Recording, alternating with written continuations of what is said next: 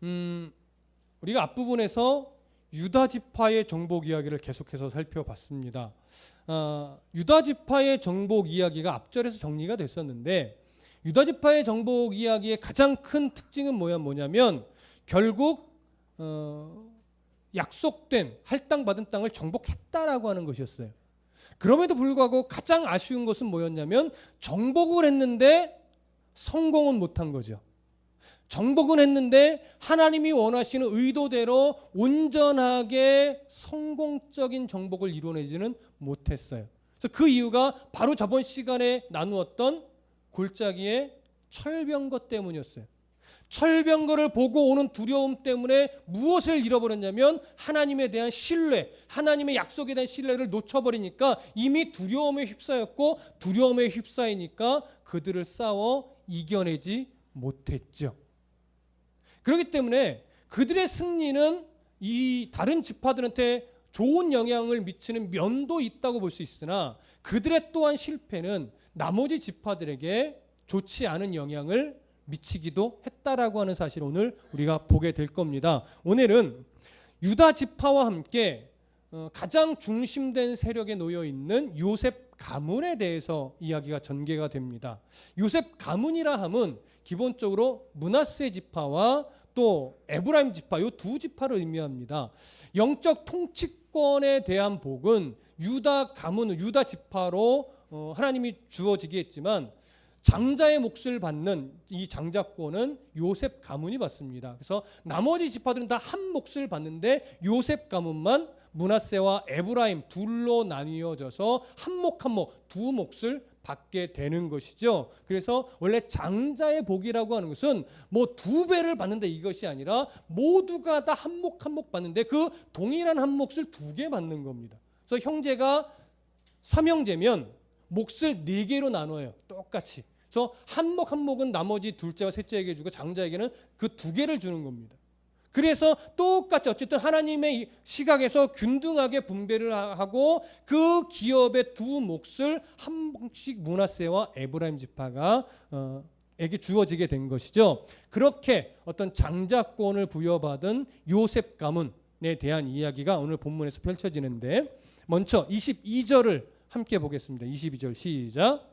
요셉 가문도 베델을 치러 올라가니 여호와께서 그와 함께 하시니라. 자, 여기 보시면 요셉 가문이 베델을 치러 올라간대요.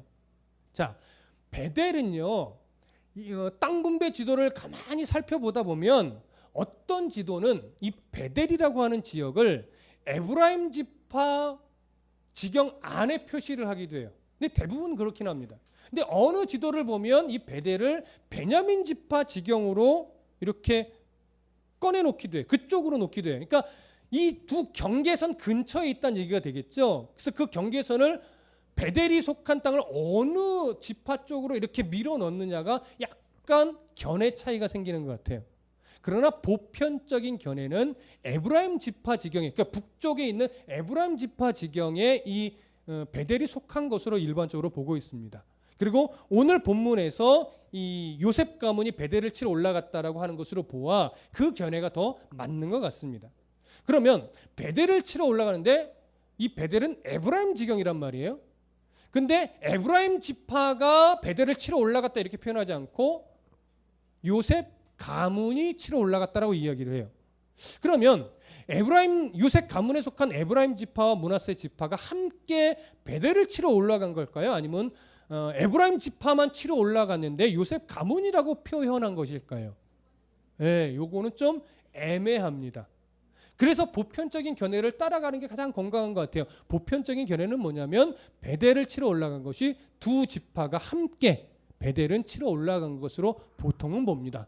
그러나 에브라임만 베델을 치러 올라갔다 해도 크게 문제가 되지는 않습니다. 그래서 우리는 일단 보편적인 견해를 따라서 두 지파가 베델을 치러 올라간 것으로 우리는 일단은 생각을 하겠습니다. 자, 베델을 치러 이제 요셉 가문이 치러 올라갑니다. 근데 22절에서 표현을 이렇게 해요. 먼저 치러 올라가니 여호와께서 그와 함께 어떻게 해요? 하시도다. 자, 무엇을 의미하는 걸까요? 유다 지파가 여호와께서 함께 하심으로 승리했던 것처럼 요셉 가문도 베델을 치러 올라갈 때 하나님이 함께 하셨어요. 자, 그러면 승리의 조건이 이미 완전히 준비된 겁니까? 아직 좀 부족한 겁니까? 부족해요? 완전한 거죠. 하나님이 그 치러 올라가는 길에 함께 한대요. 왜 올라간다는 표현을 하느냐면 베델은요, 물론 예루살렘으로 보면 북쪽으로 한 20km, 여리고를 기준으로 보면 서쪽으로 한 25km, 이 정도 떨어진 어느 지점인데 그 지점이 해발 한 1000m 높이에 있대요. 그러니까 해발 1000m라는 것은 어떤 개념이냐면 요새라고 하는 거예요. 쉽게 정복하기 어려운. 그래서 베델이라고 하는 이 성읍은 높이도 높게 되어 있지만 성 자체도 굉장히 견고해요. 그래서 성을 공격하거나 무너뜨려서는 사실 답이 나오지 않는 곳입니다. 근데 이런 곳을 치러 올라가요. 사람이 눈으로 보기엔 정말 정복하기 어려운 성읍이지만 이미 첫 절부터 성경은 하나님이 함께 하신대요. 승리를 위한 구비 조건이 완전히 다 준비된 거예요. 믿음의 시각으로 보면 무슨 말씀이 이해되시죠? 자, 그렇게 이제 베델로 올라가는데 23절부터 25절까지를 함께 읽어볼게요. 23절부터 25절 시작. 요셉 가문이 베델을 정탐하게 하였는데 그 성읍의 본 이름은 루스라.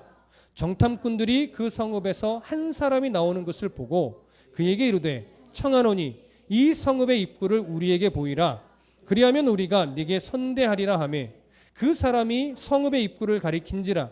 이에 그들이 칼날로 그 성읍을 쳤으되 오직 그 사람과 그의 가족을 놓아 보내매. 자, 여기 보시면 이제 요셉 가문이 이 베델을 정복하기 위해서 정탐꾼을 보내서 일어나는 에피소드가 나와요.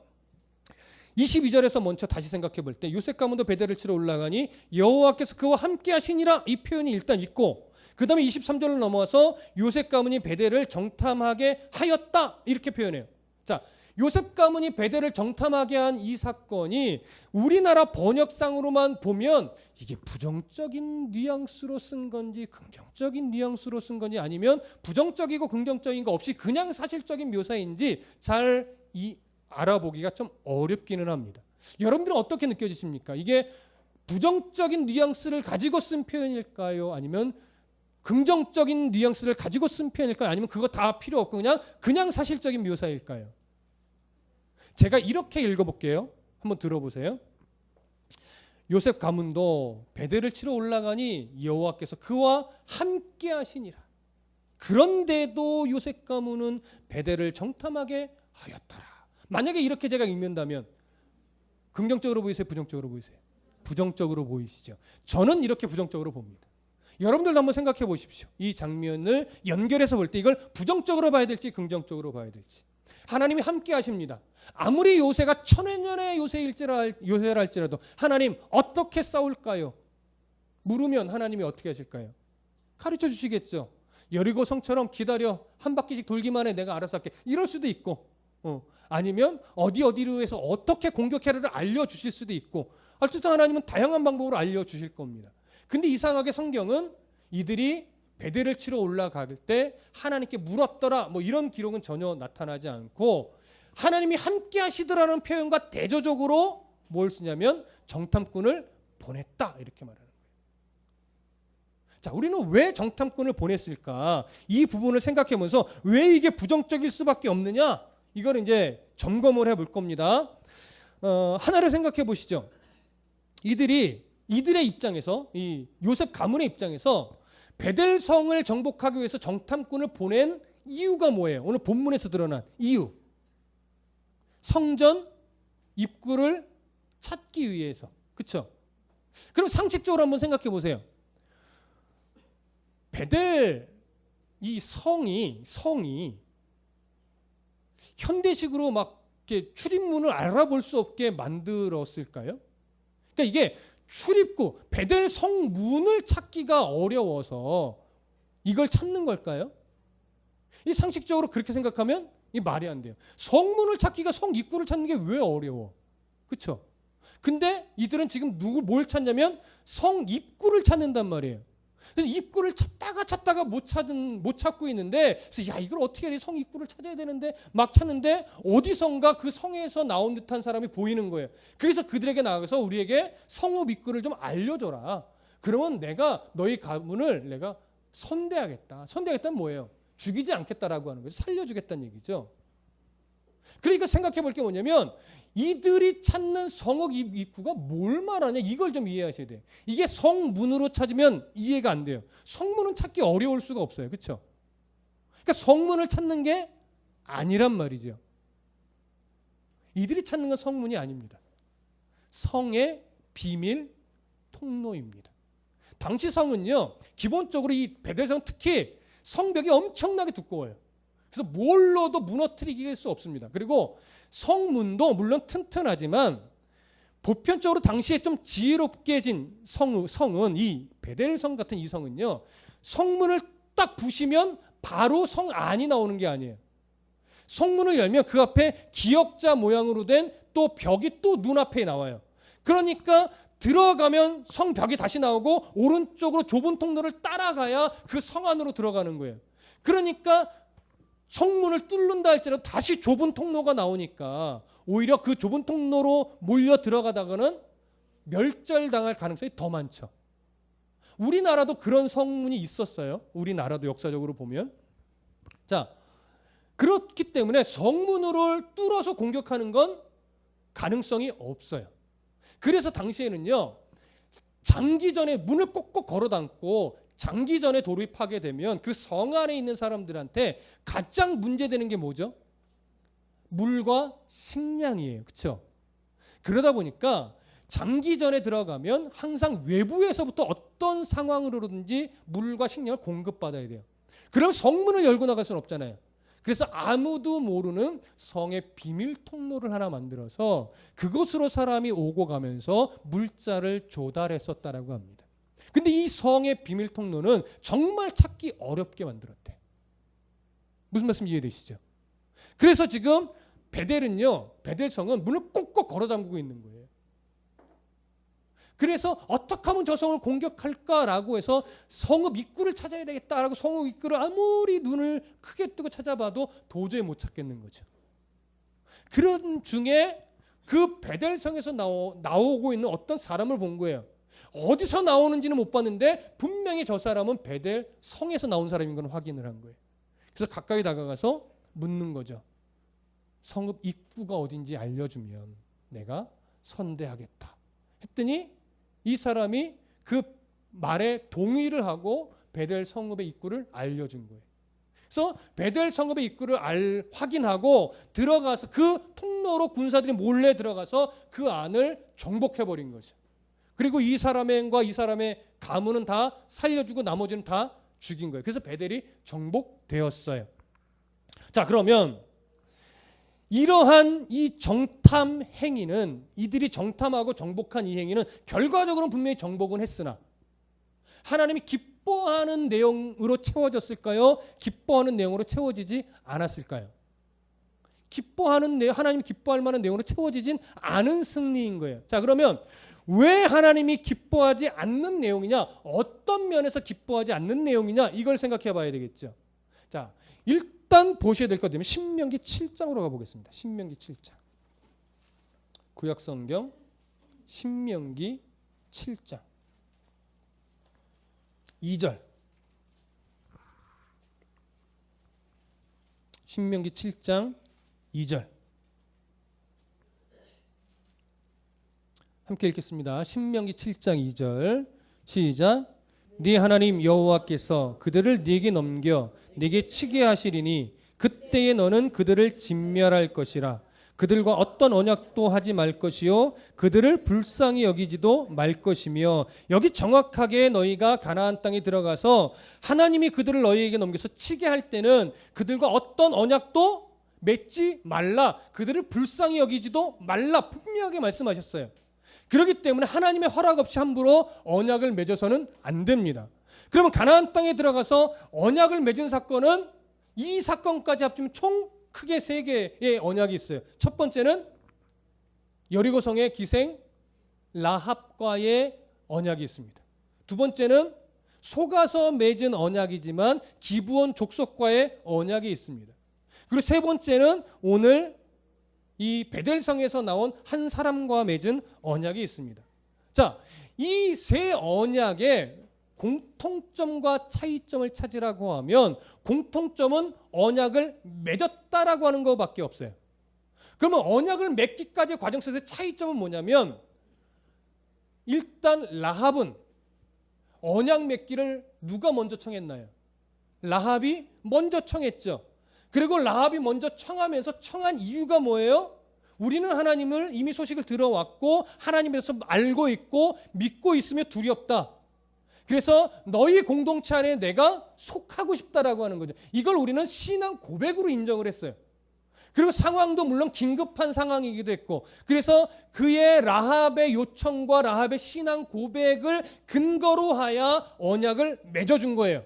그렇기 때문에 이 언약은 신명기 7장 2절의 내용과는 위배되는 것으로는 보지 않는 거예요. 무슨 말씀 이해되시죠? 그리고 기브온 족속도 물론 속임수를 써서 언약을 맺은 것은 잘못되었으나 그들이 언약을 맺은 이유 자체가 뭐예요? 이미 이스라엘의 하나님을 두려워했고 그들 안에 속했고 이스라엘을 대적하는 가나안의 다른 연합군의 무리에 속하고 싶지 않았다라고 하는 중요한 내용이 있었어요. 그것을 또한 신앙 고백처럼 인정을 한 겁니다. 그래서 비록 노예가 되는 대가는 치루었으나 그들은 언약을 맺은 이후에 이스라엘 공동체 안에 속해서 살았고 성소를 위해서 물을 깃는 자요 나무를 패는 자로 하나님의 성전을 수종들며 살아냈단 말이죠. 그렇기 때문에 이들 안에는 분명히 뭐가 있냐면 신앙 고백이 분명하게 있었고 공동체 안에서의 공동체 원으로서의 삶이 있었어요.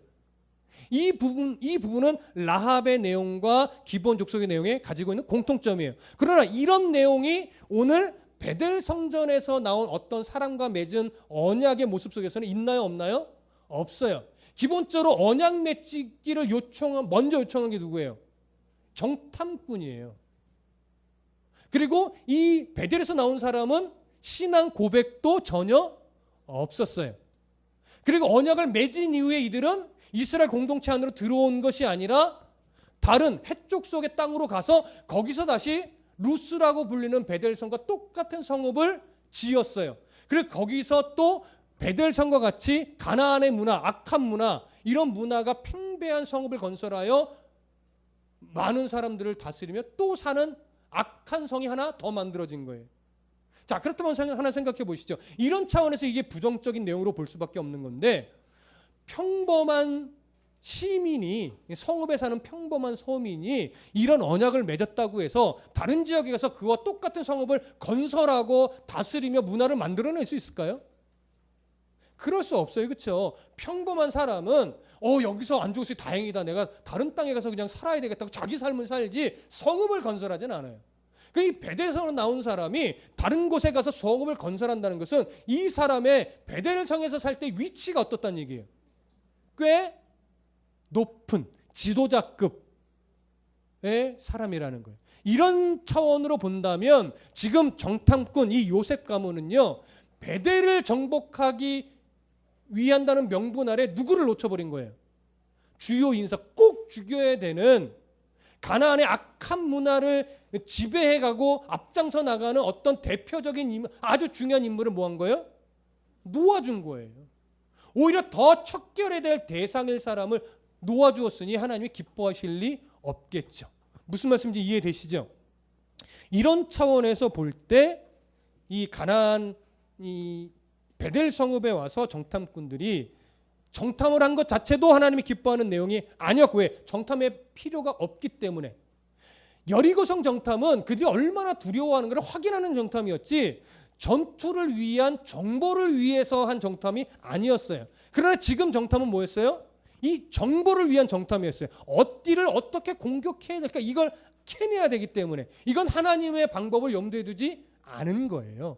그래서 이 정탐이 일단 옳지 않았고, 정탐을 한 이후에 그 베델에서 나온 사람과 언약을 요구하고 맺은 내용도 틀렸고, 그래서 가장 꼭 죽여야 될 중요한 인물을 놓쳐버리는 이런 실수를 저지른 겁니다. 그렇기 때문에 베델 성읍도 정복을 했다라고 하는 차원에서는 유다 지파와 동일하지만 또 어떤 면에서도 동일하면 정복을 했는데 하나님이 원하시는 내용으로 성공적인 정복이 되지 못했다라고 하는 내용에서도 동일한 거예요. 이게 안타까운 거죠. 성경에 흘러가는 흐름을 보면 요셉 가문이 이렇게 실패적인 정복을 한 이유가 어디서부터 올까요? 바로 요셉 가문이 잘못된 모델을 지금 만들어 놨기 때문에. 그래서 그 영향이 지금 미치고 있는 것으로 보여지는 겁니다. 요셉 가문이 가장 크게 실수한 이유 중에 하나가 뭐냐면 전쟁에 집중하다 보니까 뭘 놓치냐면 내가 진짜 집중해야 될 사명의 내용이 뭐냐를 잃어버리는 거예요. 그러니까 전쟁을 계속 해야 된다 생각하니까 목표가 뭐가 되어버렸어요. 나중에는 전쟁 승리가 목표가 되어버린 거예요. 하나님은 이스라엘을 가나안 땅에서 전쟁을 승리해라 이런 차원으로 보내는 게 아니었어요. 전쟁은 내가 하는 거야. 너희들은 뭘 해라? 내 말에 순종하여 가나안 땅을 하나님의 통치에 순종하는 땅으로 만들어라. 너희들이 내 말을 순종하려고 늘 묻고 깨어있고 내 말에 관심만 두고 있으면 이 땅을 정복하고 승리하게 해주는 건 누가 해준다? 내가 해줄게. 하나님 그 얘기를 하는 거예요. 근데 지금 베델성의 전투는 하나님이 함께 하심에도 불구하고 하나님 필요 없어요 하고 누가 싸웠어요? 요셉 가문이 싸운 거예요. 물론 그 안에 하나님이 도우심의 손길이 있었다고 볼 수 있겠죠. 그러나 그들이 아주 냉정하게 보면 하나님의 도우심이 있었지만 이들은 자기 힘으로 싸운 거예요.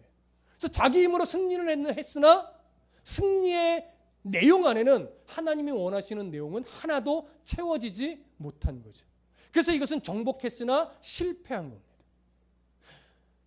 유다 지파도 앞에서는 잘했지만 골짜기로 내려와서는 정복은 했으나 실패한 전쟁이 되어버리는 거죠.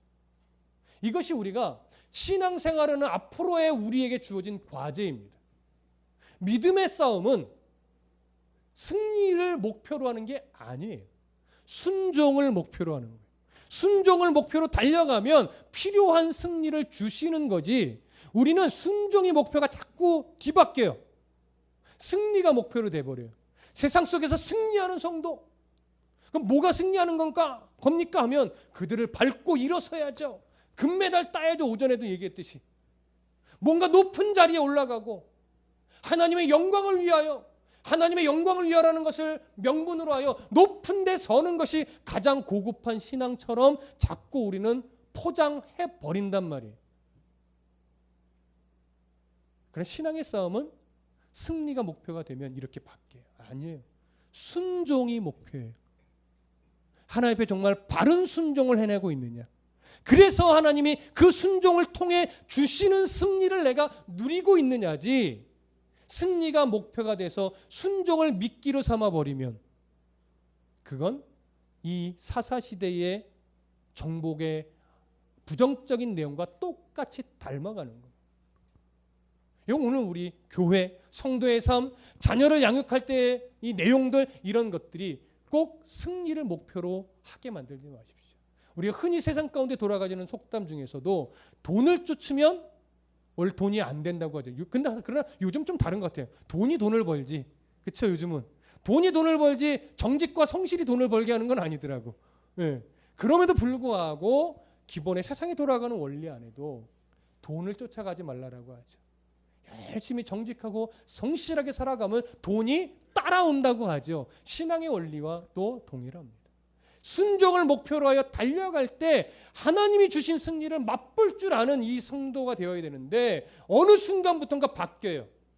승리가 목표가 되고 순종은 미끼가 되어버리는 거예요. 하나님 내가 순종할게요. 승리 주세요. 사사시대를 걷게 되는 겁니다. 그래서 사사시대를 바라보면 오늘날의 시대가 보인단 말이 사실은 맞는 것 같아요. 사사시대의 모습은 아이고 어쩜 저럴 수 있어. 아니요. 지금 시대가 꼭 이렇게 가요. 꼭 이렇게 가요. 그래서 우리가 사사기를 정확하게 공부할 필요가 있습니다. 이런 실수를 해서는 안 되죠. 그런데 이렇게 이스라엘의 대표적인 두 지파, 유다 지파와 요셉 가문이 이런 실수를 저지르니까 그 대표적인 두 가문의 실수가 고스란히 다른 지파들에게 영향을 미치더라는 거죠. 자, 어디를 보시냐면 27절 먼저 볼게요. 27절 므낫세가 베스안과 그에 딸린 마을의 주민과 다낙과 그에 딸린 마을의 주민과 돌과 그에 딸린 마을들의 주민과 이블루암과 그에 딸린 마을의 주민과 무기또와 그에 딸린 마을들의 주민들을 쫓아내지 못하매 가나안 족속이 결심하고 그 땅에 거주하였더니 이스라엘이 강성한 후에야 가나안 족속에게 노역을 시켰고 다 쫓아내지 아니하였더라. 히브리 성경으로 보면 쫓아내지 못했다가 쫓아내지 아니했다라는 말로 오히려 번역이 더 가능합니다. 근데 뒤에 이어지는 다른 지파 얘기 똑같아요. 에브라임 지파도 쫓아내지 못하매 30절 스불론 지파도 쫓아내지 못하였으므로 31절 아셀 지파도 끝에 보면 쫓아내지 못하고 32절 아셀 족속이 그들을 쫓아내지 못함이었더라. 33절 납달리 지파도 쫓아내지 못하고 다 나와요. 근데 또 마지막 34절 보시면 다 쫓아내지 못하였다라는 기록의 최절정으로 34절에 아모리 족속이 단자손을 산지로 몰아놓고 골짜기에 내려오기를 용납하지 아니하였으니 단자손은 쫓아내지 못한 정도가 아니라 아예 골짜기로 내려오지도 못했어요. 가나안 족속의 힘에 밀려서 아예 싸워보지도 못한 거예요. 산지에 갇혀서 살다가 나중에 사사기 중간 뒤로 이렇게 넘어가 보면 오히려 맡겨진 땅을 정복은 못하고 혹시 우리가 정복하기 쉬운 땅이 어디 있나를 돌아다니면서 찾아요, 자기가. 그게 미가의 제사장의 내용과 연결이 되는 겁니다. 그래서 엉뚱한 땅, 이렇게 세상과 좀 결별된 아주 한적한 산속 어딘가의 성읍을 정복하고 그냥 거기서 살죠. 그러다가 살미엇이 역사 속에서 사라지는 것이 단지파입니다. 그러다가 예전에 제가 한 중고등학교 시절에 그 단지파가 어디로 갔느냐라고 할 때 대한민국으로 넘어와서 단군 신화가 만들어졌다. 그때 살짝 믿어지더라고요. 그때 살짝 한 중학교쯤 되는 것 같은데 살짝 믿어졌어요. 근데 아니구나를 확실하게 알았죠. 그거는 아닙니다. 그래서 어떻게 이렇게 이름이 똑같아? 그래서 단군 신화가 됐잖아요. 그래서 그건 아닌데 그건 물론 아니지만 그렇게 해서 단지파는 결국 역사 속에서 이렇게 살며시 사라집니다. 그 여파를 사사기는 어떻게 보는 거냐면 대표적인 지파들의 이런 변질된 정복이 모델화돼서 다른 지파들에게도 계속 그런 영향을 미치더라. 이 얘기를 지금 보여주는 거죠. 그러면 여기서 한 가지를 더 점검하셔야 되는 게 뭐냐면 아무리 그래도 그렇지 광야 40년을 거치고 여호수아와 함께 그렇게 정말 치열한 하나님의 인도하심을 따라 전쟁을 승리했던 경험이 있는데 어떻게 그렇게 쉽게 사사시대로 넘어오면서 이렇게 쉽게 변질될 수 있는가? 이런 질문을 한번 던져보셔야 돼요. 그런 현실적인 이유는 무엇이었을까라고 볼 때 어떤 견해로 우리가 봐야 되냐면 이런 거예요. 광야에서 살 때는 기본적으로 이스라엘이 할 수 있는 게 하나도 없었어요. 사막 지역에 먹을 게 있을 리 없고 그렇기 때문에 하나님이 주시는 만나를 그냥 거두어 먹으면 됐어요. 자기의 분량만큼만 보관도 안 됐었죠. 그때 주신 것을 거두어서 그때 먹을 양만 거두어 먹으면 됐었어요. 가고 오고 멈추는 것도 불기둥과 구름기둥이 떠서 이동하면 그들도 이동하는 거고 멈춰서 가만히 있으면 그들도 멈춰 있는 거예요. 모든 가고 오는 거 먹고 입는 것에 대한 결정권이 그들에게 없었고 하나님에게 있었고 하나님은 모세를 통하여 그 모든 인솔을 해나갔어요. 그러니까 불평도 있고 원망의 흔적도 많이 있으나 사실은 삶은 매우 간단했어요. 근데 가나안 땅에 딱 들어오면서 뭐가 제일 먼저 그쳤죠? 만나가 그쳤어요. 그때부터는 뭘로 먹어야 돼요? 그 땅의 소출로 먹어야 돼요. 소산물로 먹어야 돼요. 물론 그 초반에는 하나하나 정복하면서 그 안에 있던 음식들을 가지고 먹었겠지요. 그러나 여호수아가 죽고 이제 지파별로 흩어져서부터는 뭘 고민하기 시작했냐면 이제 농사를 짓기 시작해야 되는데 이 고민이 시작이 되는 거예요. 근데 농사를 짓기 시작해야 되는데 이스라엘 백성은 광야에서 그저 목동의 경험밖에 없기 때문에 농사를 어떻게 지어야 되는지 알아요? 몰라요? 모르죠. 모르다 보니까 현실적인 이해 타산이 나와요. 저들을 다 죽여버리면 우리가 어떻게 농사를 짓지? 기술도 하나도 모르는데 그러니까 조금씩 전쟁을 하다 보니까 그들 쫓아내지 않아도 별 문제가 있어요, 없어요? 없어요. 그러니까 뭐 하나님은 다 죽이라고 하는데 안 죽여도 별일 안 일어나는구만. 이왕이면 죽이는 것보다 그들을 노예로 삼아서 농사도 시키고 그러면서 나도 농사 기술을 배우고 이러면 일석이조 아니겠어? 이런 생각이 들죠. 그러다 보니까 슬슬 어떻게 돼요? 죽이지 않아요. 슬슬 쫓아내지 않아요. 오히려 노예로 삼고 농사를 해서 더 풍요로움을 얻어요. 이게 현실적으로 그들이 타협을 하게 된 계기이고 원인이라고 볼 수 있습니다. 근데 그들과 농사를 그들을 통해서 배우고 보다 보니까 항상 농사는 양력과 관계 있습니까? 음력과 관계 있습니까? 농사는 항상 음력과 관계 있어요. 우리나라도 마찬가지지만 음력에 따라서 뭐 하는 날 뭐 하는 날은 농사와 관련돼 있지만 항상 어떤 것과 밀접하게 관계가 있어요? 토속적인 그런 우상 숭배, 뭐 자연을 다스리고 풍요를 기원하는 기우제, 뭐 이러한 우상과 밀접한 관계가 있어요. 당시 가나안의 절기가 그랬어요. 그들이 농사를 짓는 모든 어떤 절기에는 풍요를 기원하는 모든 제의식과 밀접하게 관계가 있어요. 그러다 보니까 뭐까지 배워요?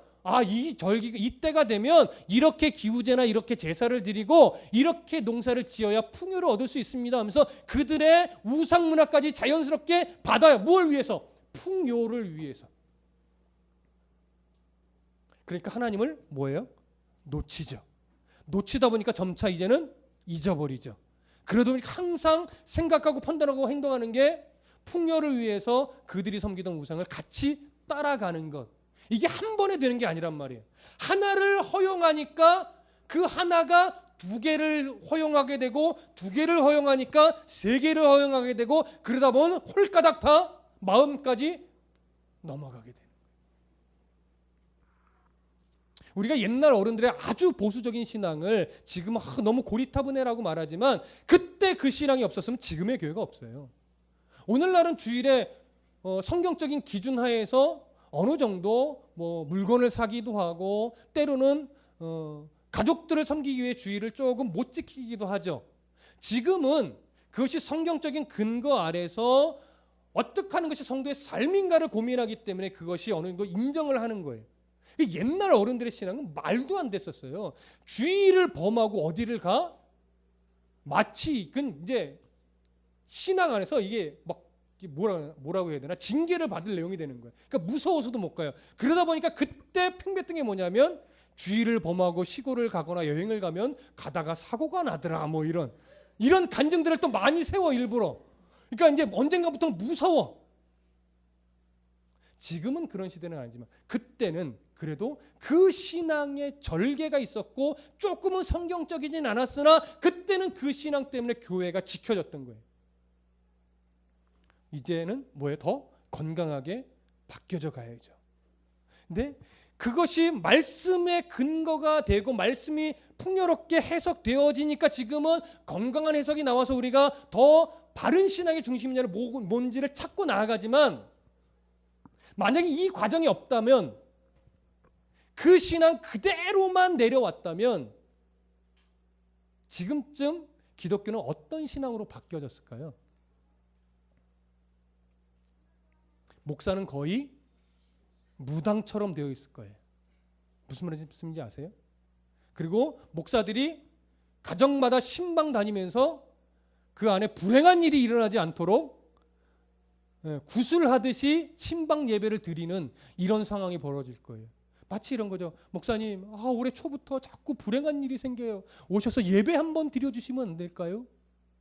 예배 드리자고 하는 건 좋아. 그건 너무 귀한 거야. 근데 예배의 이유가 뭐예요? 불행을 막고 좋은 일만 일어나게 하기 위해서. 잘 들으세요. 예배의 목적은 철저하게 우리의 상황이 예배의 이유가 되면 안 됩니다. 하나님이 예배의 이유가 되는 거예요. 무슨 말씀 이해되시죠? 그렇기 때문에 여러분 신방 또 위로 또 뭐 병문안 다 좋아요. 그러나 찾아가서 기도하고 찾아가서 예배하는 이유는 기본적으로 이게 돼야 돼요. 아프니까가 아니라 우리가 하나님의 사랑하는 자녀입니다. 하나님의 긍휼을 통해서 하나님의 역사하심과 하나님의 일하심이 여기서 드러날 수 있도록 하나님 인도하여 주시옵소서라고 하면서 하나님의 어떤 시작점이 하나님이 되어 가정을 찾아가고, 시작점이 하나님이 되어 병원을 가고, 시작점이 하나님이 되어 신방을 가는 것이지, 불행을 맞고 어려운 일을 맞고 자꾸 이런 식이 분별 없이 되어버리면 그게 무당 굿하는 것과 자칫 별반 다를 게 없어지게 되는 상황도 벌어질 수 있는 거예요. 꼭 그렇다가 아니라 위험하다는 거죠. 그래서 우리는 더 말씀의 분별력을 갖고 바른 예배를 찾고 어떻게 하는 것이 신방을 바르게 하는 것이냐, 이런 것들을 정리해 나갈 필요가 있어요. 그게 앞으로 우리의 또 숙제 중에 하나예요. 장례 문화도 사실은 많이 다듬어지긴 해야 됩니다. 아직 지금의 장례 문화가 크게 성경을 위배하거나 크게 성경 이단화되거나 이러지 않아서 아직은 따라가요. 그러나 요즘 이제 한간에 좀 깨어있는 목회자분들은 그것이 틀린 것은 아니라 조금 더 성경적인 장례 문화를 어떻게 만들어가는 것이 좋을까를 고민하고 있어요. 저는 아직 이 학자는 아니기 때문에 좀 기다려요. 그분들이 조금 좋은 가이드라인을 좀 만들어 준다면 이제 그걸 근거로 조금 더 우리 교회는 좀 성경에 가깝게 바른 장례 문화를 또 만들어가면 좋겠다, 이런 고민을 해요. 그런 것처럼 오늘 이 사사기의 이 1장의 내용을 통해서 우리가 배워야 될 것은 뭐냐면, 그래서 신앙의 모델이라고 하는 것이 굉장히 중요하구나라고 하는 거예요. 신앙의 첫 걸음을 뗀 사람이 어떻게 신앙의 기초를 잡고 흘러가느냐가 그 후대나 나중에 오는 사람이나 이런 사람들이 신앙의 줄기를 찾아가는 데 너무나 중요한 거예요. 그래서 지금 다드림교회는 제가 너무 중요하겠죠. 제가 귀하다는 게 아니에요. 제가 교회 리더가 된 만큼 제가 강단 위에서와 강단 아래에서 어떤지가 너무 중요해요. 그리고 이제 어른 세대가 또 중요해요. 그리고 그 세대에 바로 믿음의 영향을 받아가는 청년 세대가 너무 중요해요. 그 다음에 자녀 세대. 치열하게 우리가 말씀을 배우고 공부하는 이유도 바로 우리가 신앙의 바른 모델이 되어야 하기 때문에, 그리고 저와 여러분들 신앙의 바른 모델이 돼야 앞으로 하나님이 우리 교회로 인도하는 성도들이 그 바른 신앙의 걸음을 따라 배울 수 있어요. 신앙은 이런 거야 아무리 말로 해도 배워지지 않아요. 어떻게 해나 보고 느끼는 게 진짜 신앙의 교육이에요.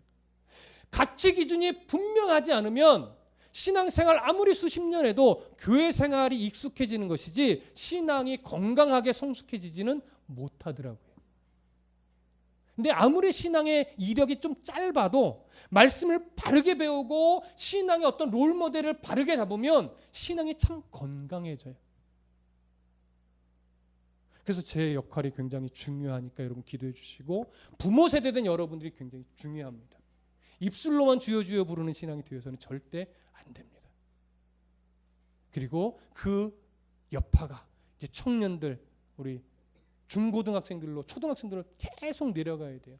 그래서 좋은 선배가 또 되어줘야 돼요. 우리 청년들은 앞으로 믿음의 좋은 선배, 직장 들어가면 헷가닥 다 신앙 팔아먹는 이런 모델이 아니라 직장에 들어가서도 흔들리지 않는 믿음의 본을 갖고, 힘겨울 때는 이렇게 견디는 거야, 좋은 일이 있을 땐 이렇게 겸손해야 하는 거야 라고 하는 좋은 신앙의 선배가 되어서 또 후배들이 하나 올라올 때 그 신앙을 또 가르쳐 줄 수 있고, 그런 어른, 그런 선배, 또 그런 목회자 될 수 있도록 우리 함께 늘 기도하면서 함께 걸어 나갈 수 있기를 소원합니다. 기도하겠습니다.